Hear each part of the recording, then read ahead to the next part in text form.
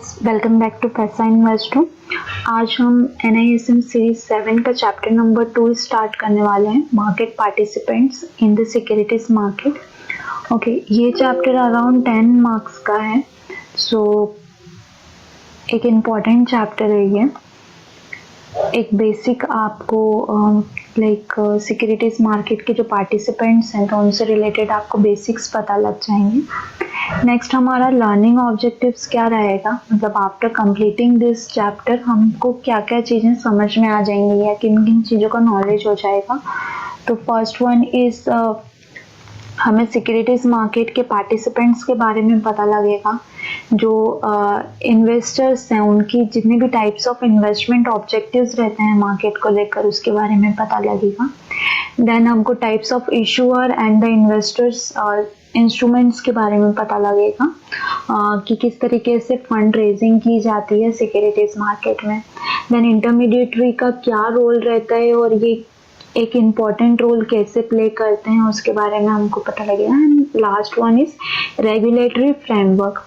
ये एक्चुअल में अगर आपने NISM इक्विटी डेरिवेटिव सीरीज 8 की स्टडी ऑलरेडी कर रखी है तो जो लास्ट के 3 चैप्टर्स हैं, नॉट लास्ट के 3 chapter but chapter number 6, 7 and 8, तो ये जो एक पर्टिकुलर चैप्टर है ये उन तीनों चैप्टर का कॉम्बिनेशन है। ठीक है, तो आपने अगर वो स्टडी ऑलरेडी कर रखा है तो ये आपके लिए एक रिवीजन हो जाएगा, और अगर नहीं कर रखा है तो भी मैं कोई भी नहीं स्किप नहीं करने वाली हूँ। इस चैप्टर में से हर एक टॉपिक हम लोग यहाँ पे डिस्कस करेंगे, तो आपको पूरा कंप्लीट नॉलेज हो जाएगा मार्केट पार्टिसिपेंट्स को लेकर। ठीक है, तो हम स्टार्ट करते हैं, बट वीडियो स्टार्ट करने से पहले अगर आप मेरे चैनल पर नए हैं और अभी तक आपने चैनल सब्सक्राइब नहीं किया है तो प्लीज़ चैनल को सब्सक्राइब कीजिए एंड बेल आइकन को हिट कीजिए सो दैट वीडियोस रहेंगे तो उसकी नोटिफिकेशंस आपको मिल जाएंगे। एंड वन मोर थिंग, अगर आप वीडियो जो है आप वो पूरा लास्ट तक देखिए और आप थोड़ा टाइम लेकर ही इस वीडियो को देखना स्टार्ट कीजिएगा, बिकॉज मे बी थोड़ा लेंदी हो सकता है।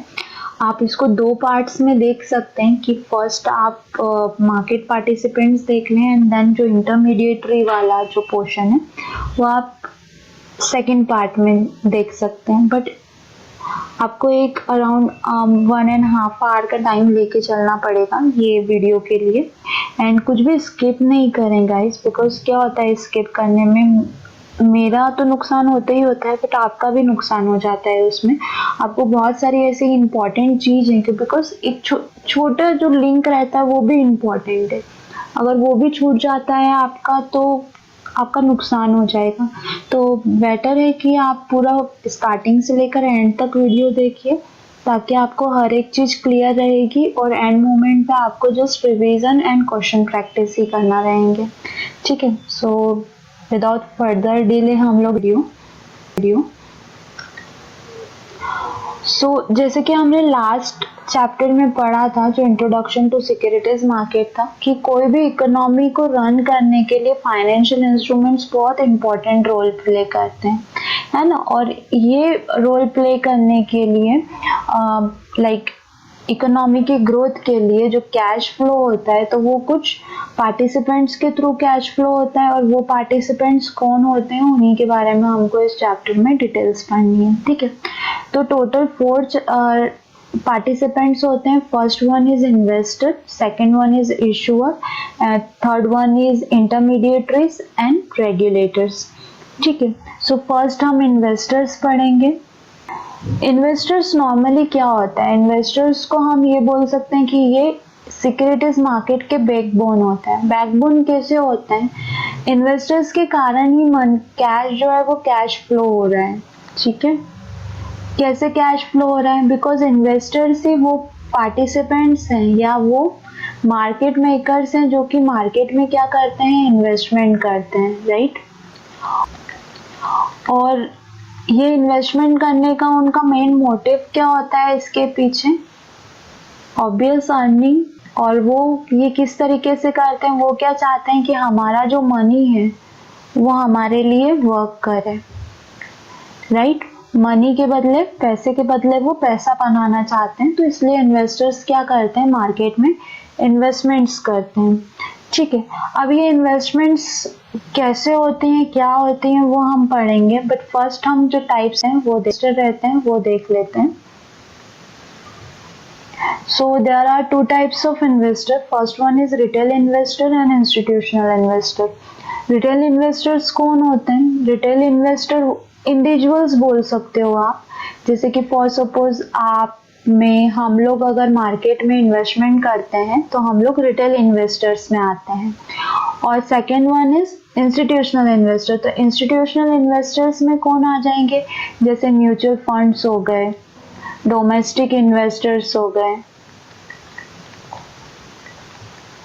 राइट, या फिर कोई कंपनी है, कोई कॉर्पोरेट है जो कि मार्केट में इन्वेस्ट कर रही है कंपनी के नाम पे, तो वो हो गए, बैंक्स हो गई, राइट, इंश्योरेंस कंपनी हो गई, तो ये सब इंस्टीट्यूशंस में आते हैं। इवन कस्टोडियन पार्टीज हो गए, कस्टोडियंस भी अपना इन्वेस्टमेंट है ना, ब्रोकर्स भी इन्वेस्टमेंट करते हैं। तो जितने भी कंपनीज के नाम पे अगर कुछ इन्वेस्टमेंट हो रहा है तो वो सारे इंस्टीट्यूशनल इन्वेस्टर्स में आते हैं। बट इंस्टीट्यूशनल इन्वेस्टर्स की भी कैटेगरी होती है और रिटेल इन्वेस्टर की भी कैटेगरी होती है। रिटेल इन्वेस्टर जो रहते हैं वो इंडिविजुअल, मतलब एक पर्सन के अकाउंट में, एक पर्सन के पैन कार्ड पे जब सिक्योरिटीज मार्केट में इन्वेस्टमेंट होता है तो उसे रिटेल इन्वेस्टर बोला जाता है। अब रिटेल इन्वेस्टर्स में भी दो कैटेगरी होती है। एक कैटेगरी होती है individual category, okay, and second one category होती है HNI category. In case of IPO, अगर IPO के केस में हम देखें, ठीक है, तो कोई भी पर्सन यदि 2 लाख से ज्यादा का इन्वेस्टमेंट करता है IPO में तो वो HNI कैटेगरी रहती है, और अगर 2 लाख से कम का इन्वेस्टमेंट कर रहा है तो वो इंडिविजुअल कैटेगरी रहती है। ठीक है, यहाँ पर अगर हम इन्वेस्टमेंट पे देखें तो वैसे तो अगर इन्वेस्टमेंट में कोई भी सिंगल हैंड मतलब एक बार में यदि 2.5 लाख से ज्यादा का परचेसिंग, बाइंग या सेलिंग कर रहा है ग्रेटर देन 2.5 लाख रुपीज, तो वो HNI कैटेगरी में आता है। बट नॉर्मली HNI और इंडिविजुअल कैटेगरी जो क्या बोलना चाहे, डिफरेंशिएट की जाती है, क्लासिफाइड की जाती है, तो वो IPO के केस में ही की जाती है। IPO में 2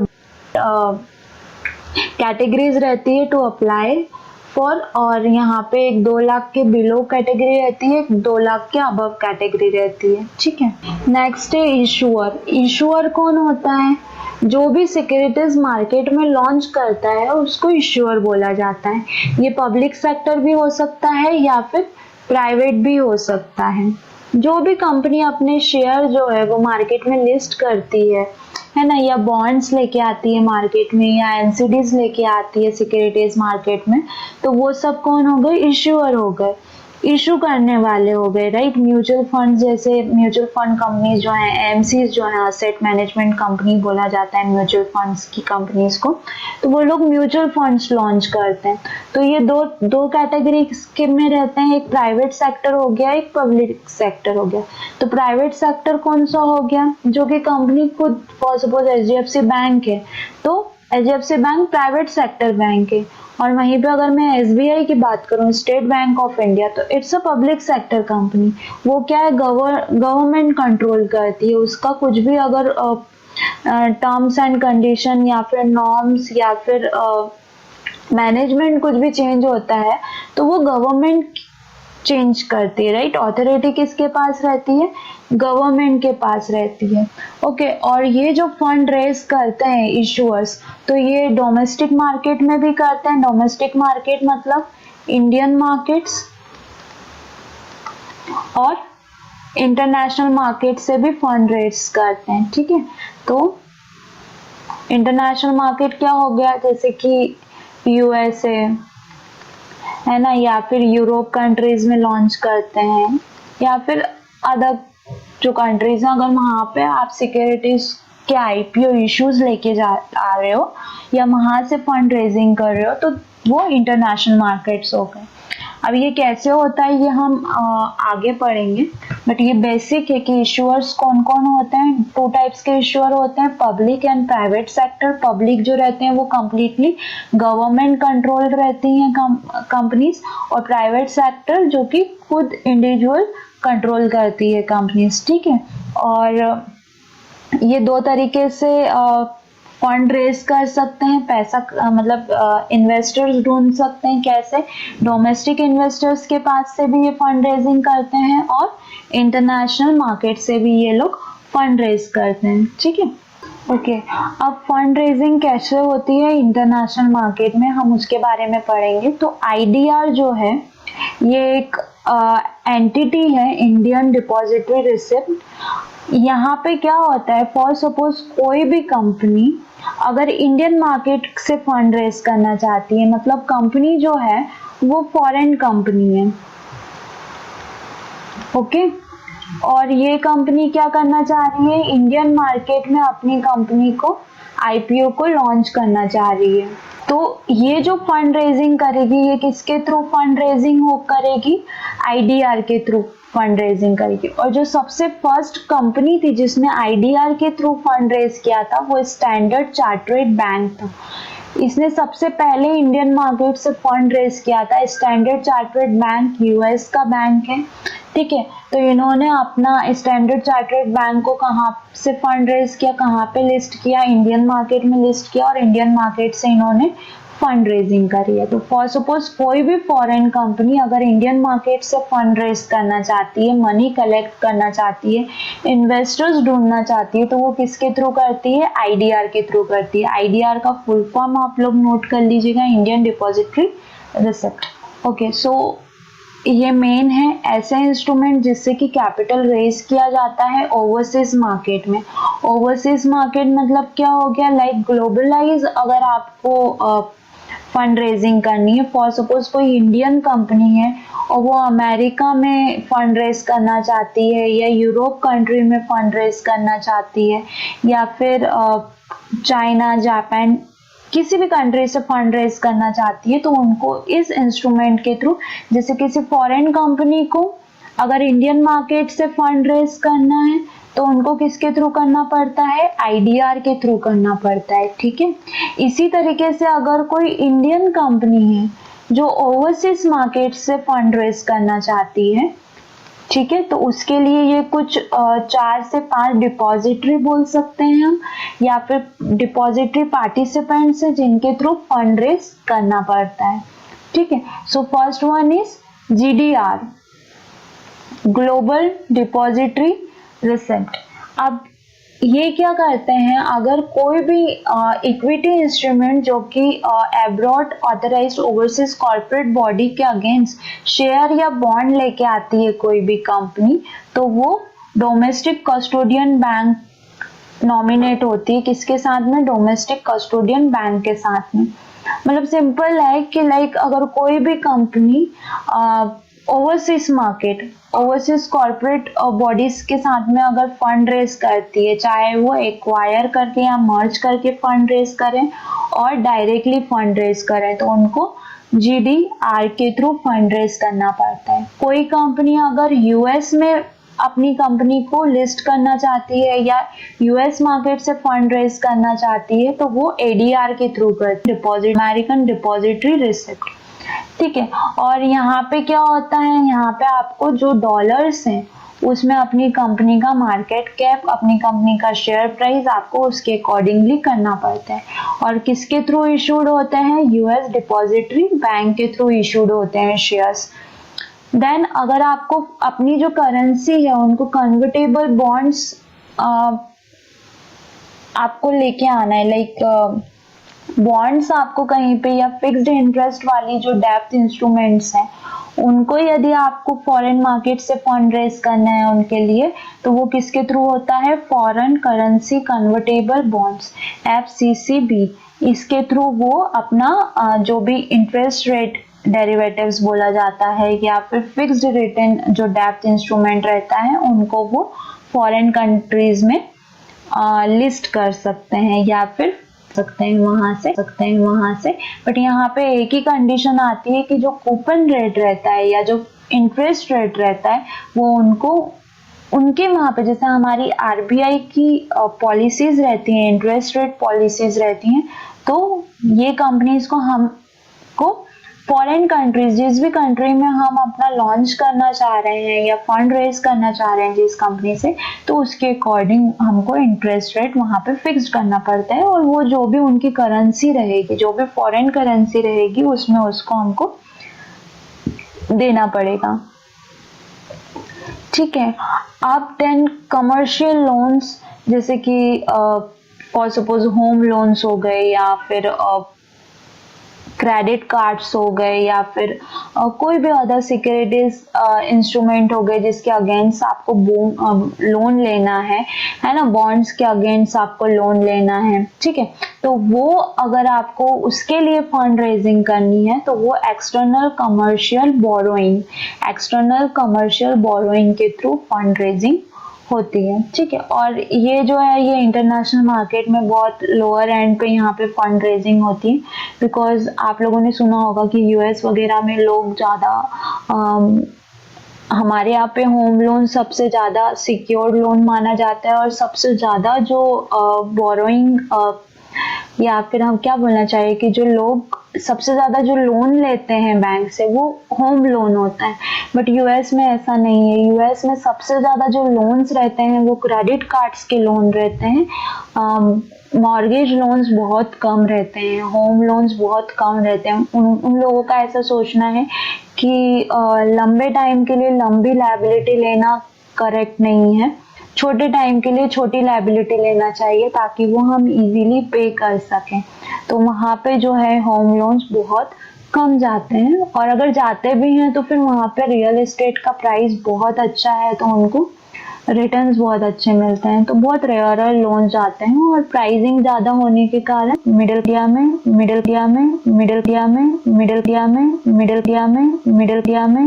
class person, I think most probable middle class person का होम लोन होता ही होता है। ठीक है, सो ये डिफरेंस है, आपको ये 4 इंस्ट्रूमेंट ध्यान रखना है। ग्लोबल डिपॉजिटरी रिसिप्ट, अगर ओवरसीज मार्केट में आपको फंड रेजिंग करनी है तो GDR के थ्रू जाना होगा। अगर यूएस मार्केट में फंड रेजिंग करनी है तो ADR के थ्रू जाना होगा।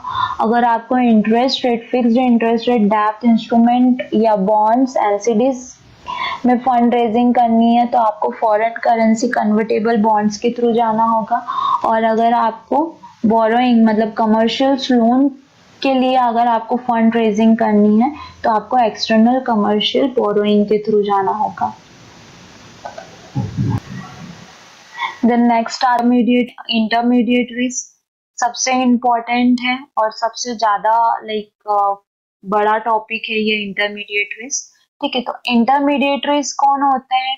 जो कि इन्वेस्टर और इश्यूअर के बीच में सेटल और ट्रांजैक्शन सेटल करते हैं। ठीक है, और सपोज इन्वेस्टर है जो कि अपना फंड इन्वेस्ट करने वाला है, इश्यूअर है जो कि क्या कर रहा है, फंड रेजिंग कर रहा है ना, जिसको पैसों की जरूरत है, जो क्या कर रहा है, इन्वेस्टर्स को ढूंढ रहा है, राइट। तो ये तो फंड रेजिंग कर रहा है, और ये क्या कर रहा है, फंड को इन्वेस्ट कर रहा है। किस लिए इन्वेस्ट कर रहा है? टू अर्न रिटर्न्स, है ना।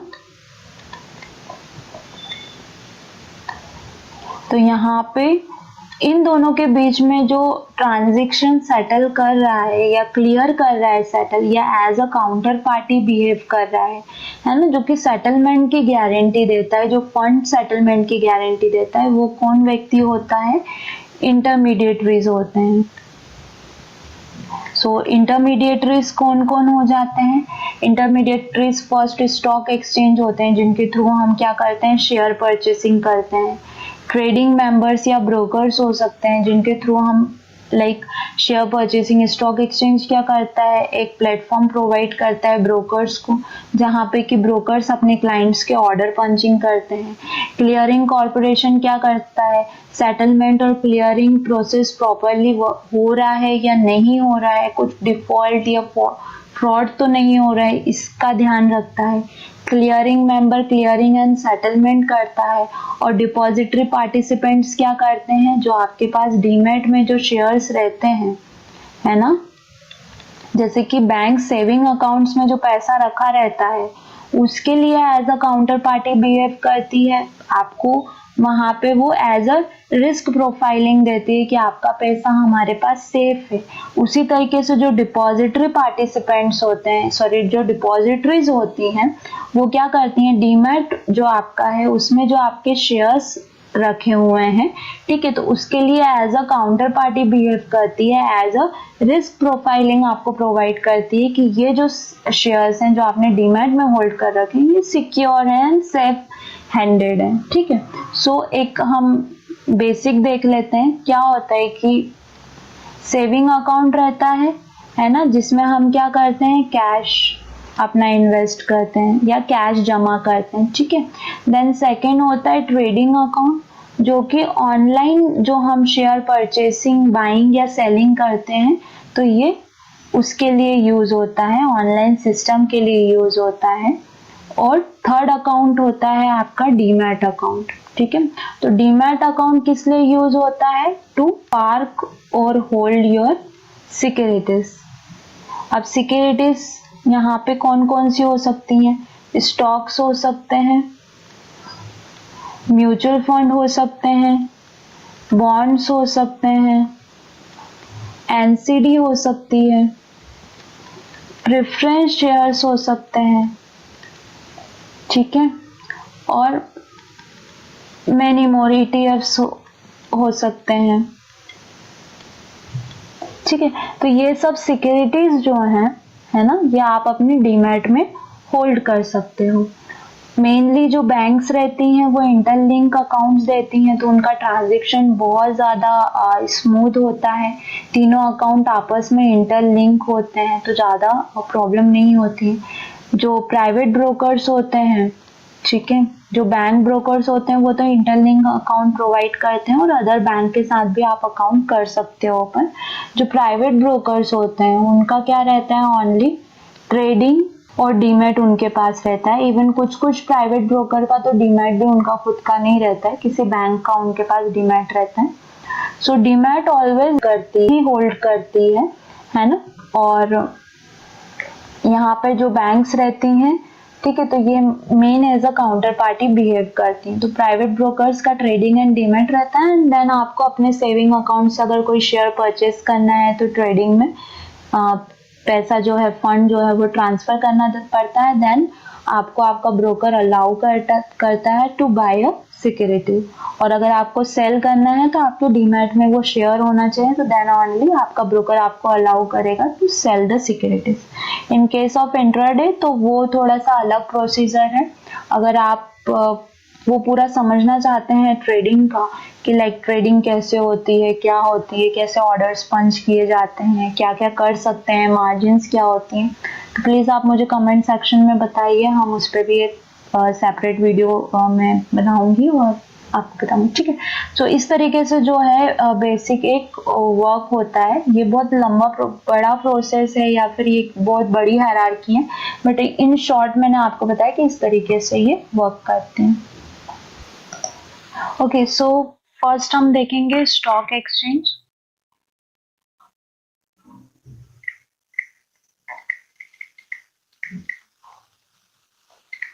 स्टॉक एक्सचेंज इंडिया में एट प्रेजेंट बहुत सारे वैसे स्टॉक एक्सचेंज है, पर मेन जो स्टॉक एक्सचेंज है वो फर्स्ट वन है NSC, national stock exchange of India, then BSC, Bombay stock exchange of India, and third one is MCX, multi commodity exchange, ठीक है। वैसे पुणे स्टॉक एक्सचेंज भी है, कलकत्ता स्टॉक एक्सचेंज भी है, ठीक है, बट मेनली जो ट्रेड्स होते हैं, है ना, या क्या बोलना चाहिए कि ऑर्गेनाइज्ड स्टॉक एक्सचेंज जो है वो ये तीन ऑर्गेनाइज्ड स्टॉक एक्सचेंज है, NSC, BSc and MCX. NSC और बीएससी आपको क्या क्या फैसिलिटीज प्रोवाइड करता है, आप यहाँ पे स्टॉक्स परचेस बाय सेल कर सकते हैं, म्यूचुअल फंड बाय सेल कर सकते हैं, बॉन्ड्स बाय सेल कर सकते हैं, एनसीडीज एंड ईटीएफ्स, ठीक है। एमसीएक्स आपको इवन कमोडिटी भी रिसेंटली स्टार्ट किया है, एनएससी एंड बीएससी ने कमोडिटीज, तो आप कमोडिटीज भी कर सकते हैं। एमसीएक्स आपको ओनली कमोडिटीज फैसिलिटी प्रोवाइड करता है। कमोडिटी में यहाँ पर आप बुलियंस पे ट्रेड कर सकते हैं। बुलियंस मतलब gold and silver. Then metals पे ट्रेड होता है, तो मेटल में copper, aluminium, nickel. Then energy पे ट्रेड होता है, तो एनर्जी में क्रूड ऑयल और नेचुरल गैस।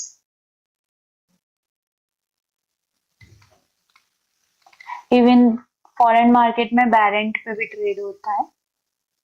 और एग्री कमोडिटी में जो मेन कॉमन है वो सोयाबीन है, देन चना, धनिया,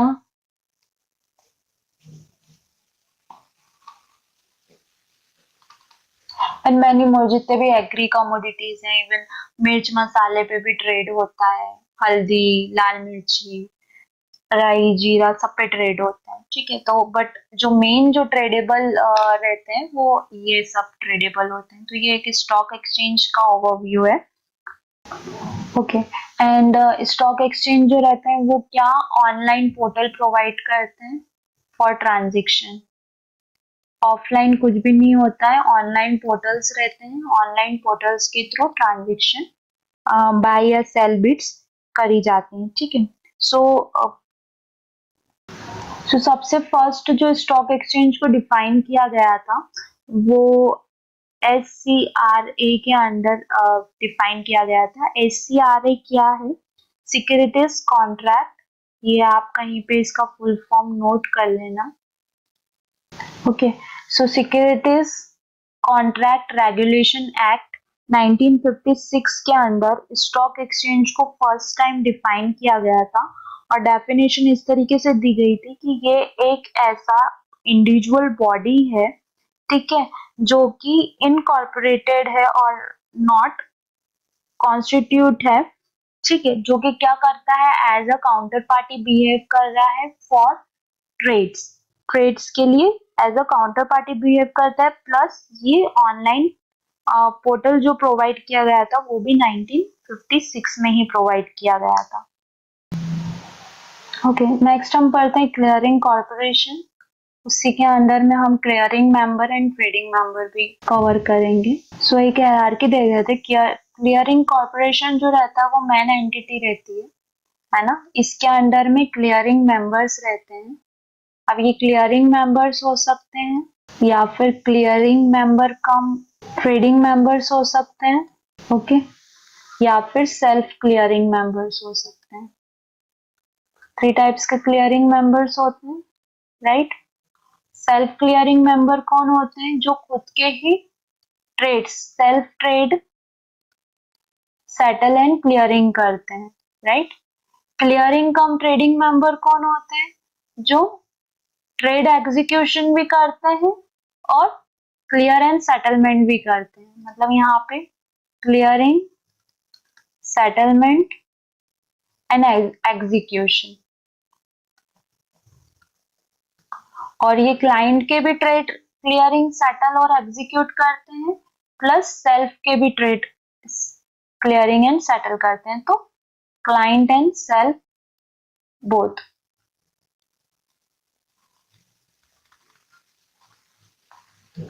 ठीक है, क्लियरिंग मेंबर क्या होता है? प्रोफेशनल क्लियरिंग मेंबर्स होते हैं ये। ठीक है, प्रोफेशनल क्लियरिंग मेंबर्स क्या करते हैं? सिर्फ क्लियरिंग एंड सेटलमेंट करते हैं।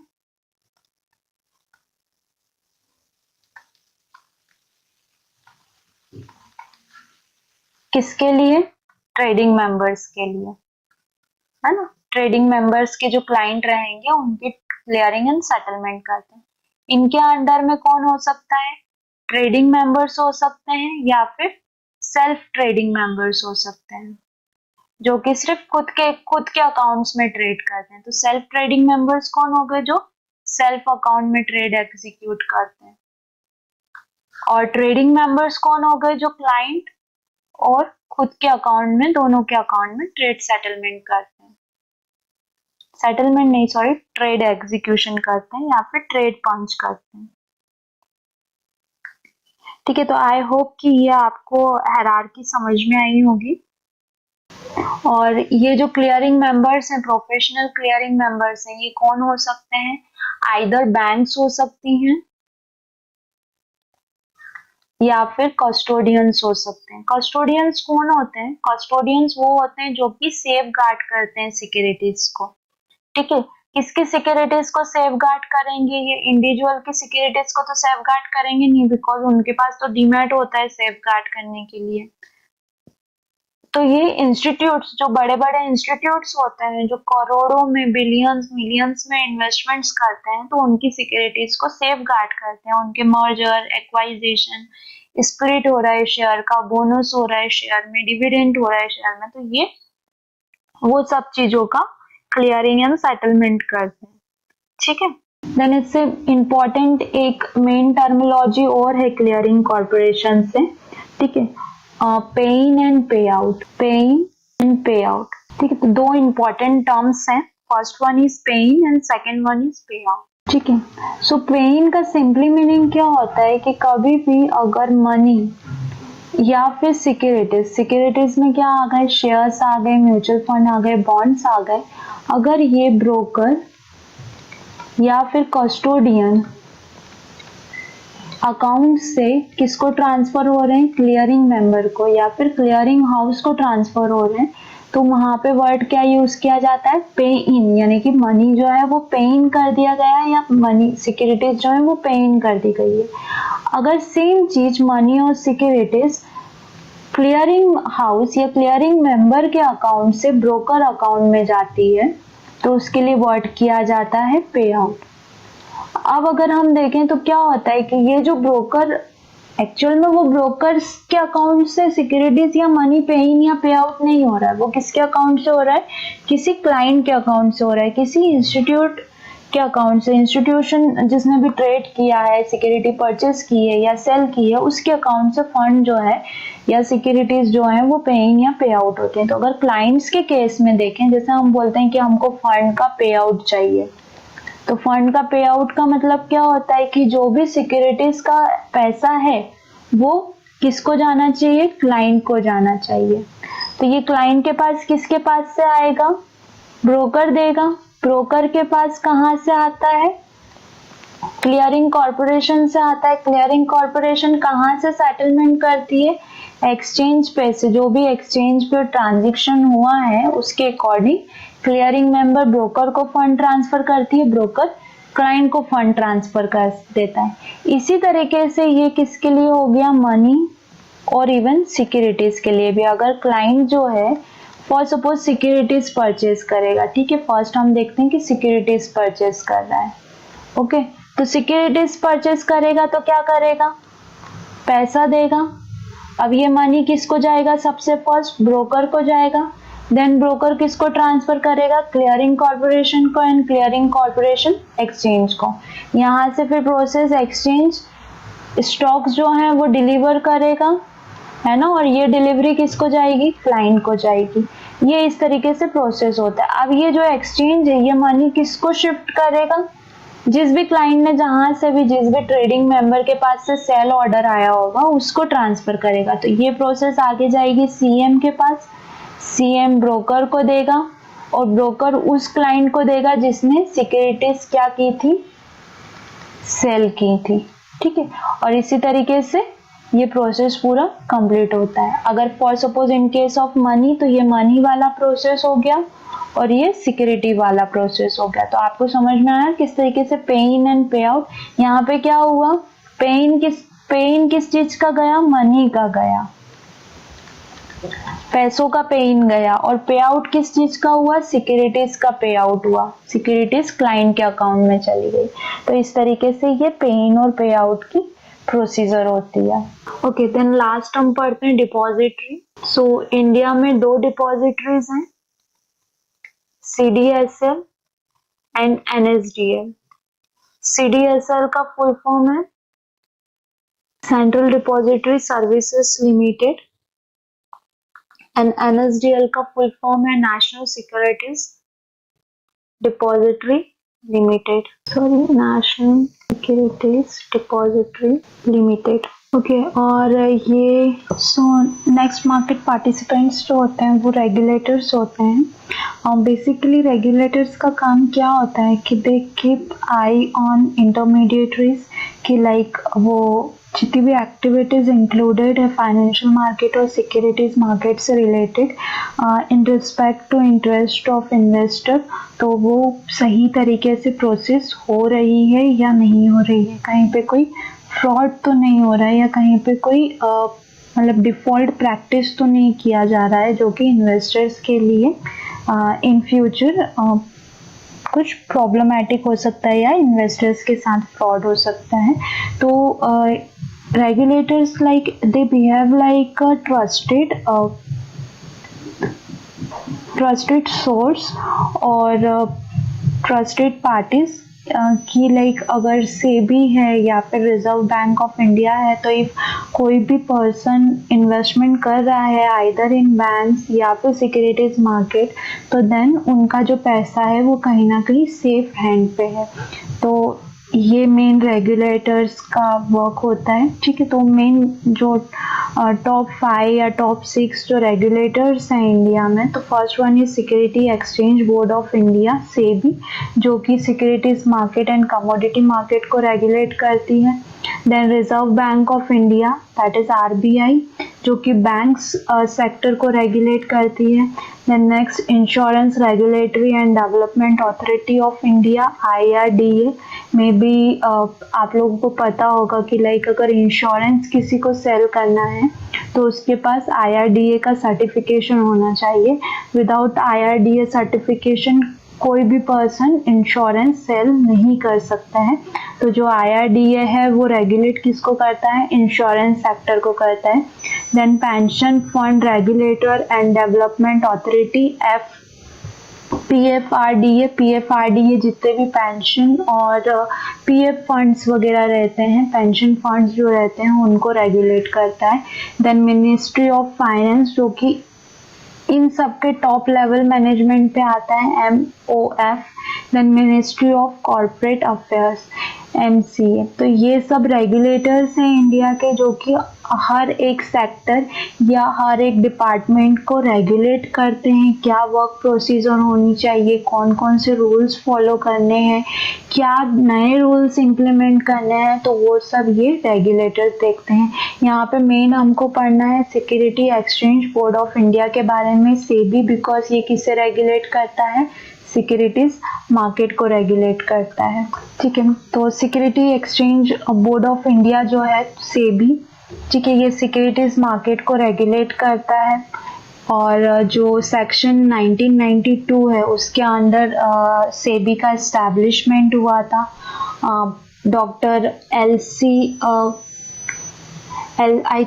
एलसी गुप्ता की जो कमेटी थी 20 मेंबर्स की, तो उनके अंडर में सेबी को एस्टैब्लिश किया गया था, ठीक है, एक्ट ऑफ पार्लियामेंट के अंदर। और सेबी जो है एक प्राइमरी रोल प्ले करता है to protect the investor interest, मतलब इन्वेस्टर्स के साथ में कुछ भी गलत नहीं होना चाहिए, तो इसका सेबी ध्यान रखता है।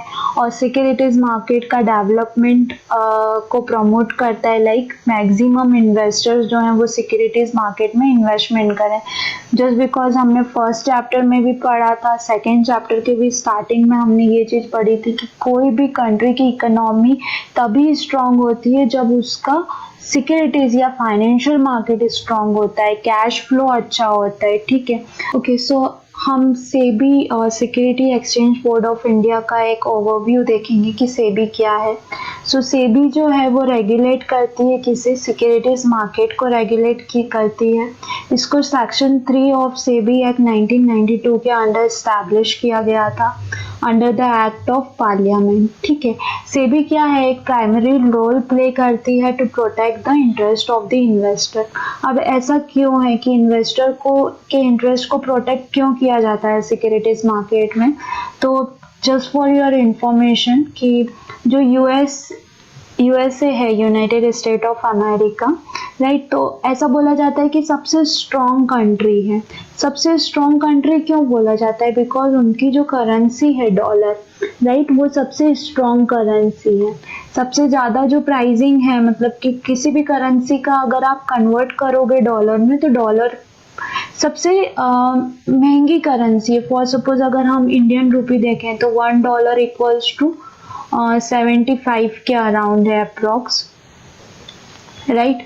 फिर अगर कोई सी भी करेंसी आप देख लीजिए, अभी मुझे एक्यूरेट फिगर्स नहीं पता है, but still dollar is the strong currency. क्यों? क्योंकि उसकी डिमांड ज़्यादा है यहाँ पर। इकोनॉमी उनकी स्ट्रॉन्ग है। और इकोनॉमी क्यों उनकी स्ट्रॉन्ग है? बिकॉज सबसे ज़्यादा जो मनी फ्लो होता है उनका, वो सिक्योरिटीज मार्केट में मनी फ्लो होता है, राइट। और जब भी किसी भी कंट्री का अगर सिक्योरिटीज मार्केट है ना, जो हम बोलते हैं कैपिटल मार्केट या स्टॉक मार्केट, वो जितना ज़्यादा स्ट्रॉन्ग होता है, जितना ज़्यादा डिमांडिंग होता है, उतनी ज़्यादा उस कंट्री की इकोनॉमी स्ट्रॉन्ग होती है। सो यहाँ पे बहुत सारे मिथ्स हैं शेयर मार्केट को लेकर, कि लाइक शेयर मार्केट गैम्बलिंग है और जो भी इसमें जाता है तो पैसे गवा के आता है। ऐसा नहीं है। अगर share market it's not a game, आप उसको गेम की तरह खेलोगे ना, तो हर लेवल में आप क्लियर नहीं कर पाओगे गेम के हर एक लेवल को। बट अगर आप स्टडी करोगे, जैसे कि हमारा जो ग्रेजुएशन सिस्टम होता है, तो हम ऐसा नहीं है कि डायरेक्ट हम 10th में या 12th में चले जाते हैं, ठीक। हम पहले नर्सरी, एलकेजी, यूकेजी पढ़ते हैं, देन फर्स्ट, सेकंड, थर्ड, फिर फिफ्थ आता है। देन हम फिर क्लासेस जो है, वैसे जैसे जैसे हमारी क्लासेस बढ़ती जाती है, जैसे जैसे हमारी एज बढ़ती जाती है, वैसे वैसे हमारे सिलेबस को इम्प्रूव किया जाता है, हमको ज़्यादा वहाँ पर नॉलेज दिया जाता है। ऑब्वियस लाइफ साइकिल हमने क्लास, आई थिंक फर्स्ट में भी हमने लाइफ साइकिल पढ़ा है और क्लास 10th में भी हमने लाइफ साइकिल पढ़ा है। बट क्लास फर्स्ट की लाइफ साइकिल का डायग्राम और क्लास 10th की लाइफ साइकिल के डायग्राम में बहुत डिफरेंस होता है। चीज़ एक ही है, पर आपका जो नॉलेज है उसको धीरे धीरे कर कर इम्प्रूवमेंट किया जाता है, उसमें कुछ ना कुछ एडिशनल चीज़ें ऐड की जाती हैं। इसी तरीके से शेयर मार्केट है। आप जितना ज़्यादा रीडिंग करोगे, आप जितना ज़्यादा नॉलेज गेन करोगे, आपको उतना ज़्यादा शेयर मार्केट के बारे में नॉलेज होगा, कैपिटल मार्केट के बारे में नॉलेज होगा। एंड देन आप फिर वहाँ पर इन्वेस्टमेंट्स करेंगे, एंड फिर वो इन्वेस्टमेंट जो रहेगी वो ऑलवेज, हाँ ये हमेशा ध्यान रखना, ऑलवेज की पॉजिटिव इन्वेस्टमेंट्स रहेंगी, पॉजिटिव रिटर्न्स मिलेंगे आपको, ठीक है। और यहाँ पे आपको पैशंस रखना पड़ेगा। वॉरेन बफेट, झुनझुनवाला, राधा कृष्ण धमनी, ये सब एक दिन में मिलियनर्स नहीं बने या एक दिन में बिलियनर्स नहीं बने। इन्होंने एक टाइम स्पेंड करा है शेयर मार्केट में, 20 ईयर्स, 30 ईयर्स, 10 ईयर, एक साल इन्वेस्टमेंट करके, और ये लोग बिलियनर नहीं बने हैं, ठीक है। इन्होंने टाइम स्पेंड करा है, इनने इन्वेस्टमेंट्स की हैं, इन इन्वेस्टमेंट्स पे इनको रिटर्न्स मिले हैं। वो रिटर्न्स क्या क्या हो सकते हैं? शेयर जो ग्रोथ किया है, तो शेयर ग्रोथ का उनको रिटर्न मिला है, डिविडेंड का उनको रिटर्न मिला है, बोनस का उनको रिटर्न मिला है, आइदर स्प्लिट का उनको रिटर्न मिला है। सो ये सब चीज़ें जो है, ये आपको एक स्टॉक जो है, जब आप उसमें इन्वेस्ट करते हैं, तो इनके जब आपको बेनिफिट्स समझ में आते हैं, देन आप कभी भी शॉर्ट टर्म 10 दिन, 15 दिन या 1 महीने के लिए इन्वेस्टमेंट नहीं करते हो। वहाँ पे फिर आप लॉन्ग टर्म के बारे में सोचते हो। जब आप लॉन्ग टर्म में जाते हो, तो तभी आपका 10,000 रुपये 1 करोड़ रुपए बन सकता है। बट शॉर्ट टर्म में आप जाओगे, 10 आपका 1 लाख बनेगा। यहाँ पे आप अपना 10 लाख और डालोगे और 11 लाख पूरा जीरो हो जाएगा, ठीक है। सो ये अदर देन सिलेबस था, बट आपको आई थिंक इन शॉर्ट समझ में आया होगा कि जिस भी कंट्री की इकोनॉमी कैसे स्ट्रांग होती है, बिकॉज उसके रुपी या उसके करेंसी का वेटेज ज़्यादा होता है, डिमांड ज़्यादा होती है, ठीक है। और जिनका मनी सबसे ज़्यादा सिक्योरिटीज मार्केट में फ्लो करता है वही कंट्री सबसे ज़्यादा स्ट्रॉन्ग इकोनॉमी होती है। आज इंडिया 3rd नंबर पे ऐसे ही नहीं आ गया है या 5th नंबर पे ऐसे ही नहीं आ गया है। यहाँ पे हमने इन्वेस्टर्स लेके आए, ठीक है। अगर फॉर सपोज नरेंद्र मोदी के बारे में बात की जाए तो आई एम नॉट, मैं किसी पर्टिकुलर पार्टी को सपोर्ट नहीं करती हूँ, बट स्टिल उन्होंने क्या किया, वो इन्वेस्टर्स लेके आए, है ना। उन्होंने अगर रिलायंस की बात की जाए तो फेसबुक यानी कि यूएस की कंपनी ने इंडियन कंपनी में इन्वेस्टमेंट किया है। वॉलमार्ट की बात की जाए तो वॉलमार्ट ने फ्लिपकार्ट को परचेज किया है, तो वो यूएस की कंपनी है, उन्होंने इंडियन कंपनी में इन्वेस्ट किया है। सो फॉरेन कंट्रीज का जब इन्वेस्टमेंट आता है किसी और कंट्री में, इंडियन कंट्री में फॉर एग्जांपल, तो वहाँ पे फिर क्या होता है, उससे पता लगता है कि हमारी इकोनॉमी जो है वो ग्रो कर रही है। देन रोल ऑफ सेबी, तो जो मेन रोल रहता है वो डेवलपमेंट ऑफ सिक्योरिटीज मार्केट को प्रमोट करना होता है उनका। देन जो बिजनेसेस स्टॉक मार्केट में हो रहे हैं या फिर किसी भी सिक्योरिटीज मार्केट में हो रहे हैं तो उनको रेगुलेट करती है सेबी। देन जितने भी स्टॉक ब्रोकर या सब ब्रोकर हैं उनको सेबी के साथ में रजिस्टर करना पड़ता है और सेबी ही उनको रेगुलेट करती है, या फिर जो भी सेबी का रेगुलेटरी फ्रेमवर्क सेबी ने जो बनाया हुआ है तो उसको हर एक स्टॉक ब्रोकर को फॉलो करना पड़ता है, ठीक है। देन ये सेल्फ रेगुलेटरी ऑर्गेनाइजेशन को प्रमोट एंड रेगुलेट करता है सेबी। देन प्रोहिबिट करता है कि इसको जो भी फ्रॉड होते हैं या फिर अनफेयर ट्रेड प्रैक्टिसेस मार्केट में अगर हो रही हैं तो उसको सेफ गार्ड करता है in interest of investors. Then ये इंफॉर्मेशन कलेक्ट करता है, या फिर हम बोल सकते हैं इन शॉर्ट कि ये ऑडिट करता है। ऑडिट कहाँ कहाँ पे कर सकता है, तो स्टॉक एक्सचेंज पे ऑडिट कर सकता है, इंटरमीडिएटरीज पे ऑडिट कर सकता है। इंटरमीडिएटरीज में कौन कौन आ गए, clearing corporation, clearing member, trading member, stock broker, so इनके ऊपर ये ऑडिट कर सकता है। इवन डिपॉजिटरीज, ठीक है। देन सेल्फ रेगुलेटरी ऑर्गेनाइजेशन पे ऑडिट कर सकता है। म्यूचुअल फंड्स, एएमसीज जो होती हैं असेट मैनेजमेंट कंपनी, उन पे ऑडिट कर सकता है, या फिर किसी इंडिविजुअल पे भी ये ऑडिट, अगर फॉर सपोज कोई बहुत ज़्यादा मनी ट्रांजेक्शन्स कर रहा है, करोड़ ऑफ रुपीज़ में पर्टिकुलर स्टॉक्स में ही इन्वेस्टमेंट आ रहा है कंटिन्यू, तो इंडिविजुअल्स पे भी ये ऑडिट कर सकता है कि ये आपके पास पैसा कहाँ से आया जो आपने सिक्योरिटीज मार्केट में इन्वेस्ट किया है, ठीक। Then regulatory framework for securities market, तो मेनली 4 एक्ट प्रोवाइड किए हैं सेबी ने। First one is SEBI act 1992 जिसके अंडर में सेबी का एस्टेब्लिशमेंट हुआ था। देन स्कार्स, ये वाला एक्ट के बारे में पूछा जाता है, SCRA 1956, और ये मैं पहले सेक्शन में आपको पढ़ा चुकी हूँ, ठीक है।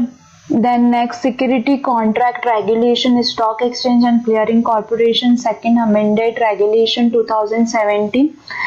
2017 में कुछ रेगुलेशन प्रोवाइड किया था सेबी ने, ठीक है, सिक्योरिटीज कॉन्ट्रैक्ट को लेकर स्टॉक एक्सचेंज और क्लियरिंग कॉर्पोरेशन के लिए, तो ये वो एक्ट है।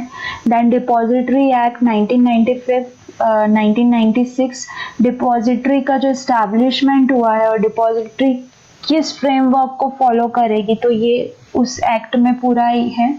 देन द कंपनी एक्ट 2013, इसके अंदर कंपनी, कौन सी कंपनी कैसे आईपीओ ला सकती है ना, कौन सी कंपनी डेरिवेटिव्स में जाने के लिए एलिजिबल है, कौन सी कंपनी किस तरीके से इन्वेस्टर्स की मतलब कितना परसेंटेज ऑफ इक्विटीज मार्केट में लॉन्च कर सकती है, कितना इक्विटीज प्रमोटर के पास हो सकता है, कितना इक्विटी कंपनी सेल्फ होल्ड करके रख सकती है, तो ये कंपनी एक्ट के अंदर में, ठीक है। नॉर्मली जो क्वेश्चन आता है वो SCRA 1956 और कंपनी एक्ट 2013 पे से आता है।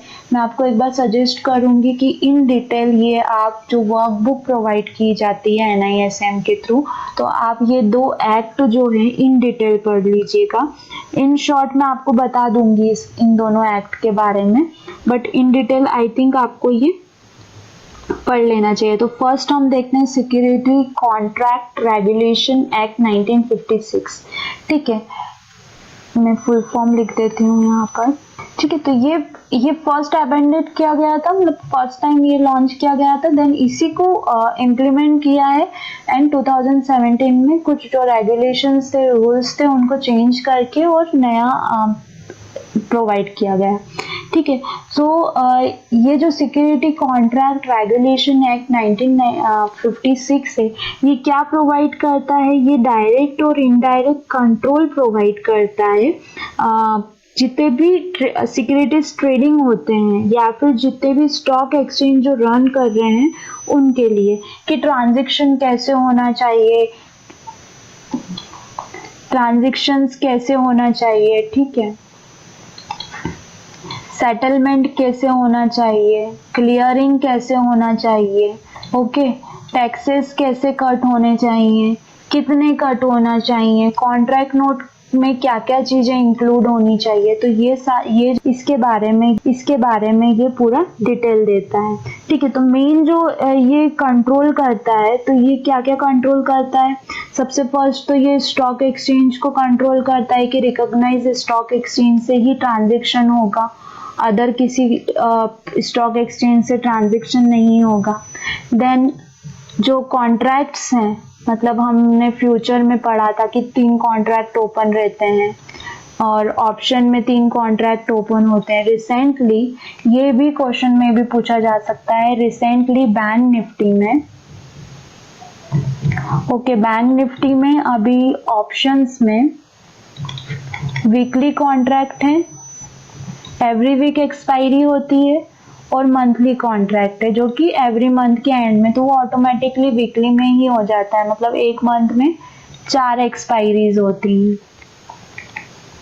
अप्रॉक्स। ठीक है, यहाँ पर अब क्वार्टरली एक्सपायरी भी आने वाली है, मतलब एवरी 3 मंथ में कॉन्ट्रैक्ट जो रहेगा, नॉर्मली क्या होता है 3 कॉन्ट्रैक्ट्स ओपन रहते हैं, राइट,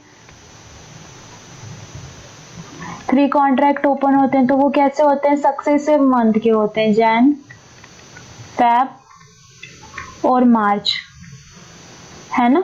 और वीकली में क्या होता है? जैन के एवरी वीक के थर्सडे को एक्सपायरी रहेगी, फेब के एवरी वीक के थर्सडे को एक्सपायरी रहेगी, और वो सारे ओपन रहते हैं। अभी रिसेंटली लॉन्च होने वाले हैं क्वार्टरली कॉन्ट्रैक्ट। तो क्वार्टरली कॉन्ट्रैक्ट में क्या होगा? फॉर सपोज जैन, फेब, मार्च, ये एक क्वार्टर है 3 मंथ का। ठीक है, तो यहाँ पे मार्च में एक्सपायरी रहेगी, फिर मई, फिर कौन सा आ जाएगा? अप्रैल, मई और जून, तो फिर जून में एक्सपायरी रहेगी, जुलाई, अगस्त, सितंबर में एक्सपायरी रहेगी, अक्टूबर, नवंबर, दिसंबर में। तो अब यहाँ पे ये 3 कॉन्ट्रैक्ट और ओपन हो जाएंगे।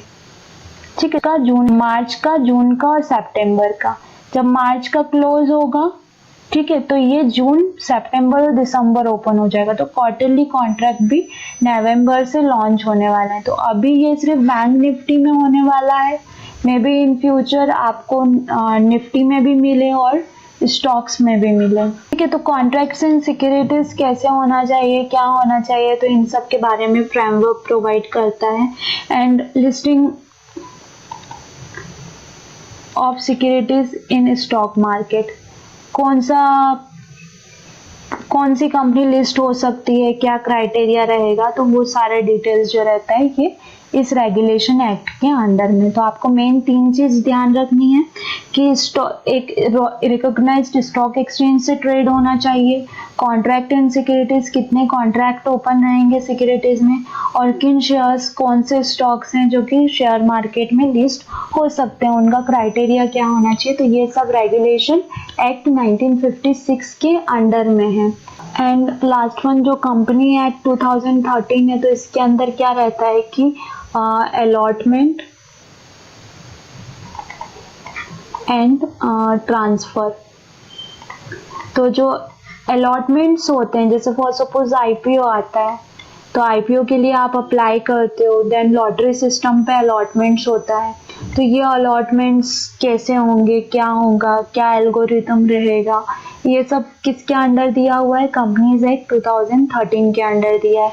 अगर आपको आपके शेयर्स हैं आपके अकाउंट में, आपको किसी और को ट्रांसफर करने हैं ये शेयर्स, तो वो कैसे ट्रांसफर होंगे?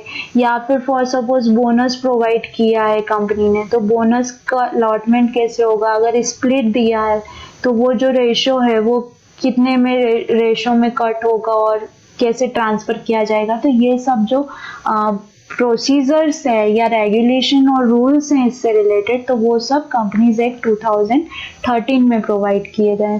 तो ये नहीं पूछा जाता है कि उसका प्रोसीजर क्या है या क्या नहीं, बस यही पूछा जाता है कि कंपनी एक्ट 2013 क्या है, या फिर SCRA 1956 क्या है, कौन सा एक्ट है, या उसके अंदर क्या क्या चीज़ें उसके अंदर आती हैं, या क्या क्या चीज़ें कौन कौन से रेगुलेशंस हैं। तो बस इतने ही क्वेश्चन आता है यहाँ से। ओके, देन कुछ एक्ट हैं जो कि पर्टिकुलर लाइक इंटरमीडिएटरीज या प्रिवेंशंस के लिए बनाए गए हैं। तो first one is stock broker and sub broker regulation act है 1992। ये हम इन डिटेल पढ़ेंगे आगे चैप्टर में, ठीक है। और ये हमने आई थिंक सीरीज 8 का, अगर आपने मेरा वीडियो देखा है तो उसमें भी ये वाला रेगुलेशन एक्ट 1992 जो फर्स्ट चैप्टर मैंने आपको पढ़ाया था, तो उसमें थोड़ा सा डिटेल में तो नहीं, बट हाँ ओवरव्यू हमने जरूर देखा है। बट इन आगे भी जो चैप्टर्स हैं तो उसमें ये कवर होगा पूरा। देन नेक्स्ट जो रेगुलेशन एक्ट 2015 लाया है, तो वो प्रिवेंशन ऑफ इनसाइडर ट्रेडिंग है। मतलब क्या होता है ना कि जैसे किसी भी कंपनी में अगर फॉर सपोज बायबैक आने वाला है और कंपनी के एम्प्लॉयज या कंपनी के प्रमोटर्स या बोर्ड ऑफ डायरेक्टर, वैसे बोर्ड ऑफ डायरेक्टर को तो ऑलरेडी पता होता है, बट अगर कंपनी के जो एम्प्लॉयज हैं उनको पहले से ही पता लग गया है ना, तो वो क्या करेंगे? वो खुद ट्रेड नहीं करेंगे, बट वो अपने रिलेटिव्स फ्रेंड्स को बता सकते हैं। तो हो सकता है कि अगर फॉर सपोज स्टॉक प्राइस, मतलब जो भी स्टॉक है उसके लिए पॉजिटिव है वो पर्टिकुलर कॉर्पोरेट एक्शन, तो वहां पे क्या होगी? बाइंग इंक्रीज हो जाएगी। और अगर नेगेटिव हुआ तो वहां पे क्या होगा? सेलिंग इंक्रीज हो जाएगा। लोग क्या करेंगे? रूमर्स ला देंगे मार्केट में कि ऐसा होने वाला है तो सेल करो, या ऐसा होने वाला है तो बाय करो। तो ये जो इनसाइडर ट्रेडिंग क्रिएट होती है, इसको प्रिवेंट करने के लिए ये एक्ट बनाया गया है। Then prevention of money laundering act 2002 है।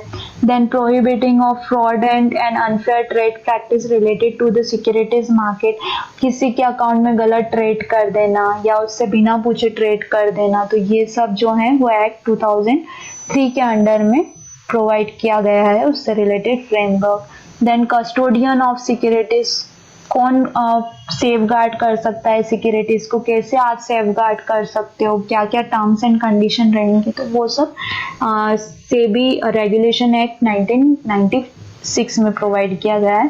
Then substantial acquisition of share and take over, जैसे कोई भी कंपनी किसी और कंपनी को टेक ओवर करती है या उसके शेयर परचेज करती है, तो उसके लिए उनको क्या टर्म्स एंड कंडीशन फुलफिल करनी पड़ेगी या क्या टर्म्स एंड कंडीशंस हो सकती हैं, तो वो 2011 रेगुलेशन एक्ट के अंदर प्रोवाइड किया गया है। सो आपको जस्ट एक बार ओवरव्यू देखना है इसका, यहाँ से क्वेश्चन नहीं आता है।